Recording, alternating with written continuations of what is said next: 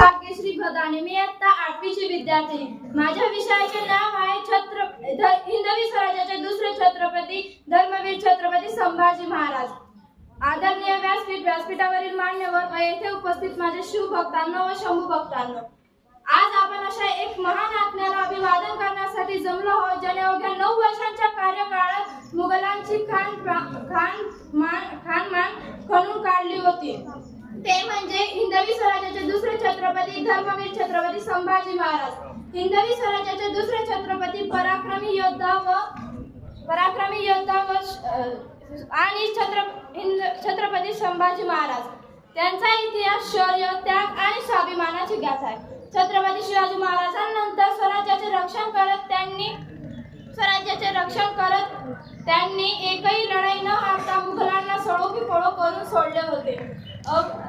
11 मार्च 1689 रोजी त्यांनी आपल्या प्राणांचे बलिदान दिले. ते सर्वोच्च बलिदान अद्वितीय आहे.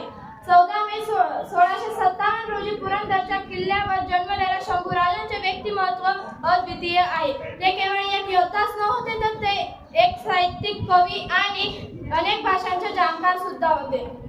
छत्रपती संभाजी महाराजांची छावा म्हणून त्यांची ओळख होती. हिंदवी म्हणजे काय हो? हिंदवी म्हणजे हिंदुस्थानात राहणारे, ते कोणत्याही धर्माचे असोत किंवा कोणत्याही जातीचे असोत. त्यांनी आपल्या वडिलांच्या स्वप्नांना अधिक भव्य बनवले. त्यांनी आपल्या आयुष्यात एकही लढाई हारली नाही.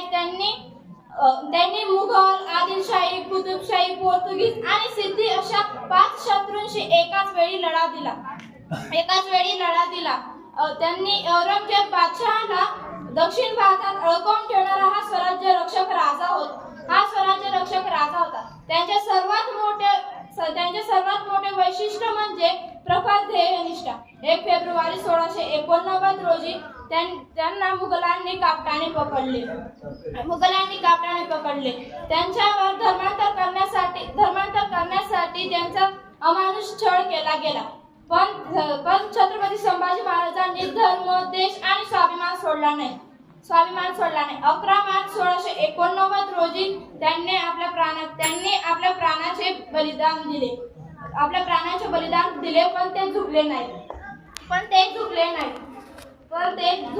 मराठ्यांमध्ये काही असा आवेश भरला की त्यानंतर संपूर्ण महाराष्ट्र पेटून उठला. शेवटी जाता एवढेच म्हणे, विजय सारखी तलवार चालवून गेला आणि दळछाडीनं हिंदुस्थान हलवून गेला. अफजल खानाला वाघ नख्यानं फाडून गेला.